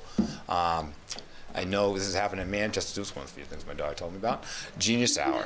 And just having a time in the day on a Wednesday morning, for example, when the learners really lead through a questioning process what they're going to be learning about in a deeper way. So we're going to use some of our planning time on Wednesday afternoons for staff to really collaborate and look at how can we engage learners better We know the standards we got to teach them. We know the targets they have to learn. We know the behavioral outcomes we want for them. And how can we do that? And then also look at how we can do it integratively. Like so we actually have some blocks during the school week where the music teacher or the art teacher, the PE teacher or the librarian can work with classroom teachers to provide some cross-curricular opportunities that extend on what's already being learned in the classrooms in the program. So really excited about it. It started off with staff input. We're providing the opportunity for time for planning, but also looking at how we can schedule it within the school day. So for example, with these enrichment and integration blocks that we have already set aside. So that's that goal in a nutshell. Come on down to learn more about it. The second piece is around the instructional framework. And so people have already shared about that a little bit already. The piece that I believe is really going to be of benefit to Wyndham Primary School, we've done instructional walkthroughs and instructional rounds in the past. And what it became and what it will be for us, I believe, as we do as a district, is an opportunity to have other data points to determine what do we need to improve upon as a school. What are the patterns we're seeing? So we already, for example, collect already data and we look at it as a staff, either at the classroom level and at the school level. This will be another data point we can use to say, hey, what do we need? What do we need as a school to continue to improve upon? And so a specific piece of that would be, looking at that information and saying, hey, when we have our workshop days or when we have Wednesdays and we're looking ahead, how can we use, for example, our instructional coaches to provide professional development that's targeted to what the data says is something that we could improve upon? And we already do that to some extent with the data points we already have, but adding this layer of data points I believe will be really beneficial to making sure that it's the most relevant type of professional development we can offer. And then you also can use your not just your Wednesday afternoons and workshop days, but then you can use those instructional coaches to really say, when you're working with individual teachers, to say, hey, look, this is something our school-wide data is saying. Is it something that you might want to improve your own practice with through a coaching cycle? And maybe that's even a group of teachers at a time, which our coaches have been doing as well. So I'm really hopeful about that and see that as a really great opportunity to have the more data to make better decisions about how we provide support for our teachers, and then inevitably for our learners to learn from. So just another plug. Come on down whenever you want. See all this in action, and thank you. Thank you very much. Any questions? Kyle? Can I say that's a great tie, by the way? Thanks. Yeah. You're welcome. My wife picked it out tonight, so I'll let her know.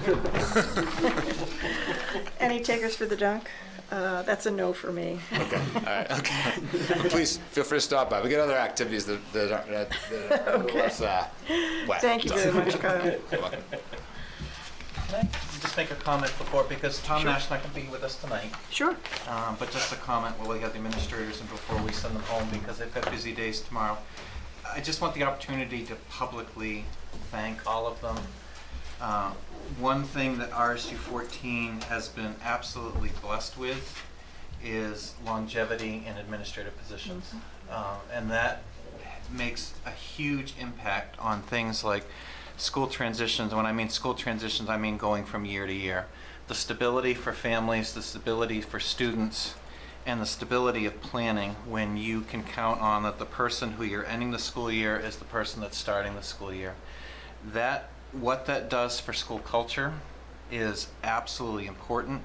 I want to publicly thank and recognize all of these folks for their pandemic management skills.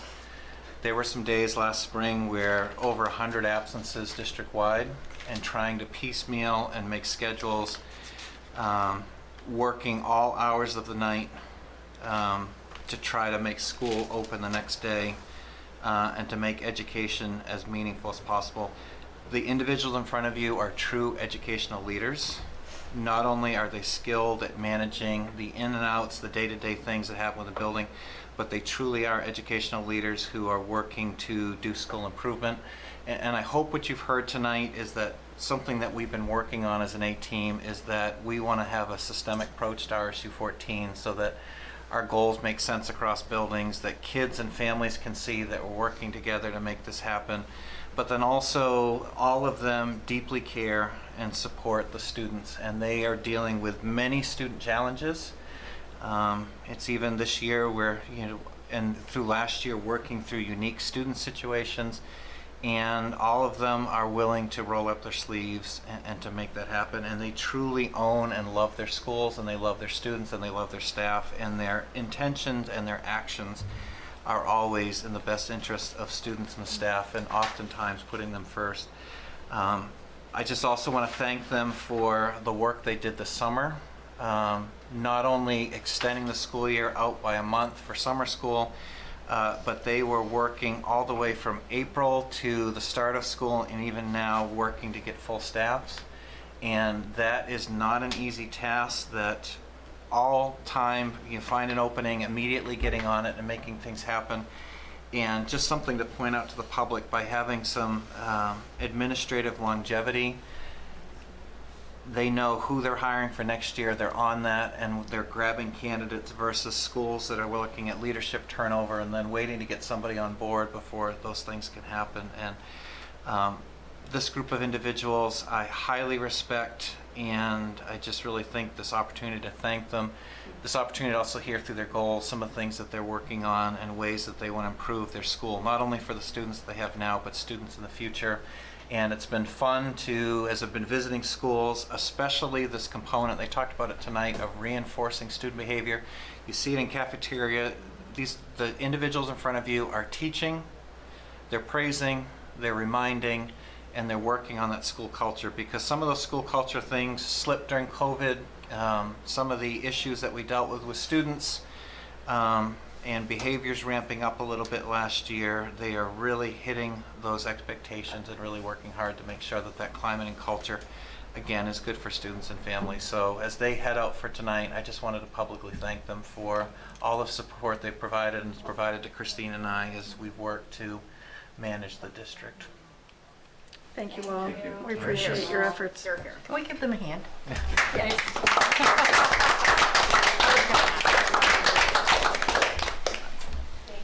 Thank you very much. You can go. That's your case.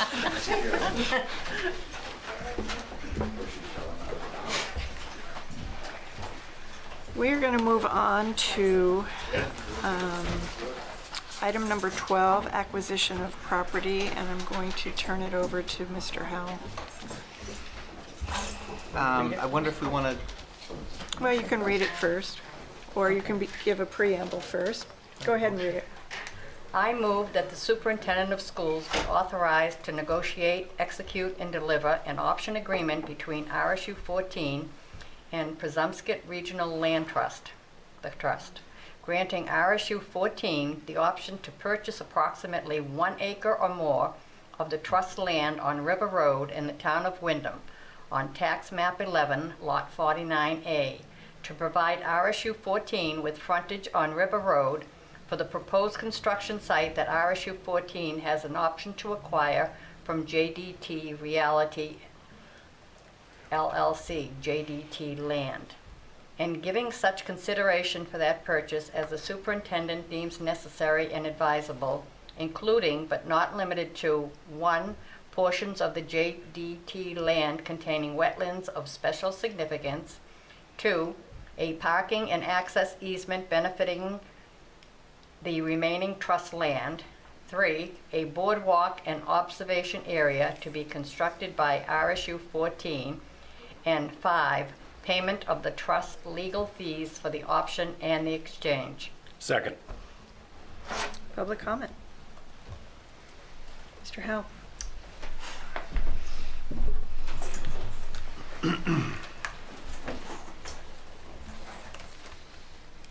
Try to stick to the microphone here. I thought it would be helpful for the board to have a visual of what exactly that we're talking about here. For those of you who, I'm just going to hold it like this. For those of you who are on the construction committee, you're very familiar with this particular land option. In essence, what the RSU is looking to do is purchase by way of swap an acre of land from the Presumpscot River Land Trust, which is known as the Pringle Reserve, which is located on River Road. By completing this land swap, it would allow the RSU, should the public decide to go forward with the 61 Wyndham Center Road site, it would allow the district to pick up a public egress point to River Road.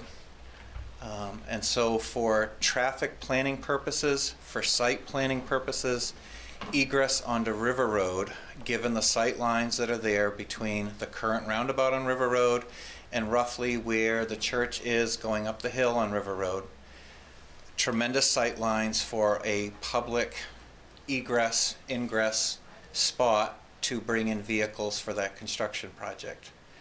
In essence, what it would provide for is it would provide for a separate entrance for public to come in via cars and do student drop-off at the school, and a separate entrance for buses to come in off of Wyndham Center Road and be entirely separated away from parent traffic, so that those two never ever mix with one another.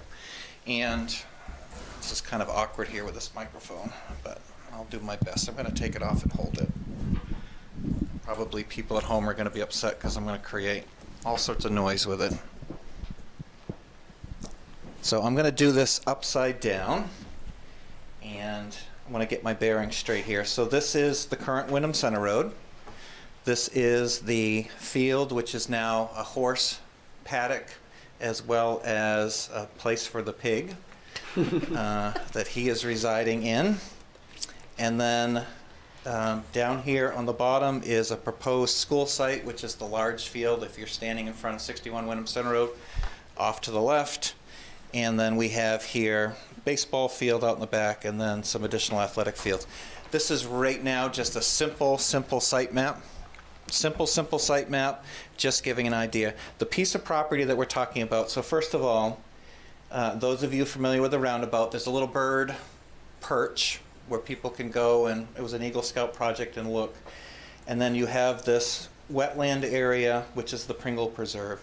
What we'd be looking to do would be to swap 1 acre of land right here, which is the highest point on that property, which would allow us to then have an entrance off of River Road. Much better for traffic flow. Now, what's interesting about the land trust is the land trust cannot sell property. They can trade property, but they cannot sell it. And so the only individuals that they can trade with are those properties that are directly adjacent to the property. So within their covenants, they have to improve what they're able to offer, and by doing so, they are then allowed to then trade property out. So in essence, what we'd be looking to trade is, for this 1 acre here, there is a section of wetland that runs behind where the soccer field was. There's a house there, the paddock. There's a section of wetland there. It's called Wetland of Special Significance, which means by the Army Corps of Engineers, it's been designated as wetland that we will never, ever be able to do anything with. And so in essence, we would be trading a chunk of land coming out here behind in this little section for an acre of usable property for us. We've yet to delineate. We're probably looking somewhere in the neighborhood of 2 to 3 acres in here to swap for an acre down here at the bottom. It will be of tremendous benefit to the district to be able to have that as part of the construction project. What you're voting on tonight for this particular motion allows me to enter into the negotiation process with the land trust to finalize all the different elements. Just so something that everyone can be aware of, this particular property has a beautiful barn, and what we'll be looking to do and what some of the initial site things are is that the current road that accesses the back fields becomes bus only. Just becomes a bus lane with some sidewalks so that kids can come out to this field. This field, which will be returned to a soccer field, used to be Mackenzie Field at one time, will be returned to a soccer field with, I think it's a 46 car parking lot. This parking lot will not actually go anywhere to the school. Think of it as an island. And so in essence, this agreement basically says that we agree for the Presumpscot River, I don't know why I can't say that, Presumpscot River Land Trust, that they would also have benefit of that parking area for people to come and visit the preserve. which makes sense because, again, during school hours, this is an island. This is separated away from the rest of school, allows for a spot. In addition, and this is the exciting part, is the land trust is so excited that they have a school that's possibly could be coming next door.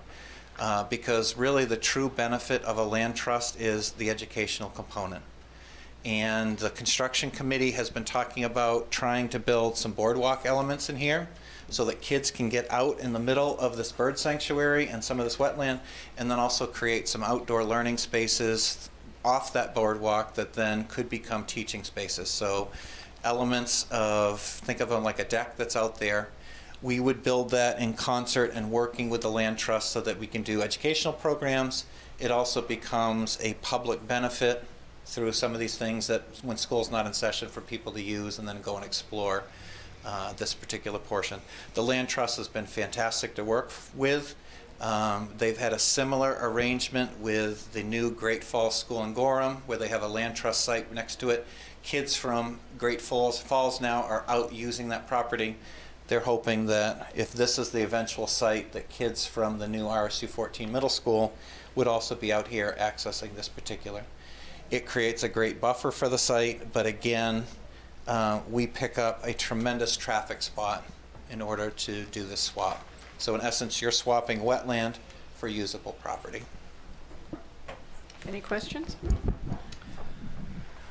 I do, and I mean, I'm certainly in favor of this. It sounds like a no-brainer to me, but, and this can be discussed later, but I was just curious, so would there not be any parent access off Wyndham Center Road to the school? We'd be pushing traffic to the River Road side for parents. All right, not a fan of that, but that can be discussed later. And that's just through some of the traffic engineering and some of the lessons that we've learned through other places on campus where you have buses and parents that are mixing. Yeah, I just think it's going to lead to too much congestion at the Rotary, and it's just, you know, if parents are coming from the main campus down to there, they have to go all the way around to get over to River Road. Be nice to have more than one option, as we're learning with Manchester. Yep. One of the challenges that you have with Wyndham Center Road is that where the road currently accesses, or exit I should say, is that you have quite a hill, and it doesn't meet all the sightline requirements for where the traffic is, so it would actually require shaving the hill down or moving the entrance down closer to the roundabout for parent access. So having high volumes of traffic that are entering into a spot where there's low visibility. You have people coming down around the hill, around the corner. In addition, you have a short run to where possible egress point would be. It does create some traffic issues. We have Stantec, part of the civil engineering process is looking at where are the best places to move people. So that will be something that will still be under consideration for future site things. Sounds good. Yep. Anybody else? Got something. I think the boardwalk idea is super awesome. I know in RES they have the Frog Pond Trail, and there's a little trail back there, and those have become really important spaces to the schools here. So it's exciting to see that might be a possibility. Yeah. Thank you, Al. Any further discussion? All those in favor? Thank you. Next up, let me get organized here. We're going to talk about some policies. May I have a motion, please? I move to approve the revised reading of policy KDB, Public's Right to Know, Freedom of Access. Second. Thank you. Public comment. Y'all have in front of you the very small revisions to this policy, which we currently have on the books, and the change is timetable to 5 working days, and then the dollar amount that we would charge. And those are basically the two changes. Any comment? No? Okay. All those in favor? Thank you. That's a revision.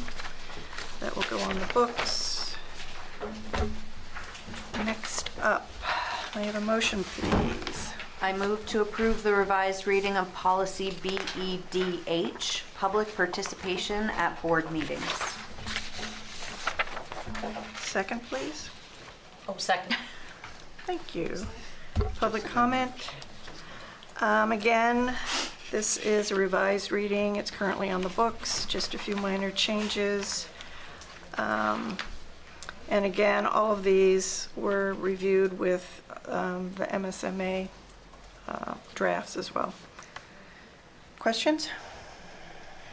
No? All those in favor? Thank you. Let me go down to, hang on 1 second.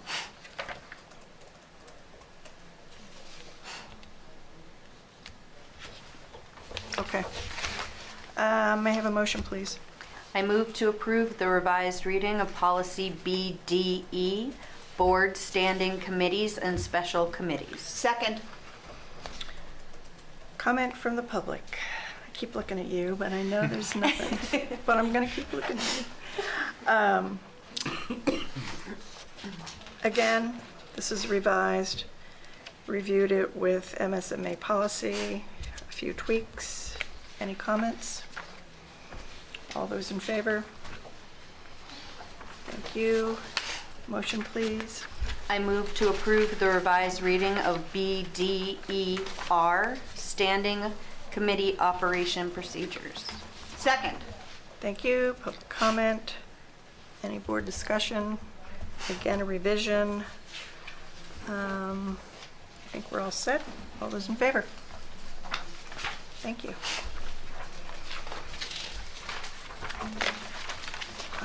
Number 5. I move to approve the revised reading of policy BCA, Board of Directors Code of Ethics. Second. Thank you. This policy just has a few tweaks. We compared it to MSMA. We also compared some of the language and inserted some of the language that we liked from RSU 6. Is that a thing, or is it SAU? That's a thing. Yep, SAD. SAD 6, that's what I mean. Falmouth and Cape, just a few tweaks. Any questions? All those in favor? Thank you. Number 6. I move to approve the first reading of BCAR, Board Member Code of Ethics Regulation. Second. Thank you. Public comment. This is brand spanking new, based on history and comments from the public and comments from the board. And we thought it would be important, and we're recommending this kind of procedure, this regulation, should a board member be suspect to violating the Code of Ethics. Any questions about this? Okay, all those in favor? Thank you. And that does it for policies. Moving on to item number 14. I move to approve the minutes of the September 6th, 2022 meeting. Second. Public comment, board discussion, all those in favor?